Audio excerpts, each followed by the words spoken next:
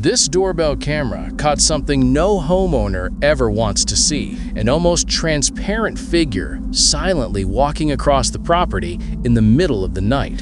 It didn't have a face, no eyes, no features, just a blurry human shape fading in and out like it didn't fully exist. And listen to this.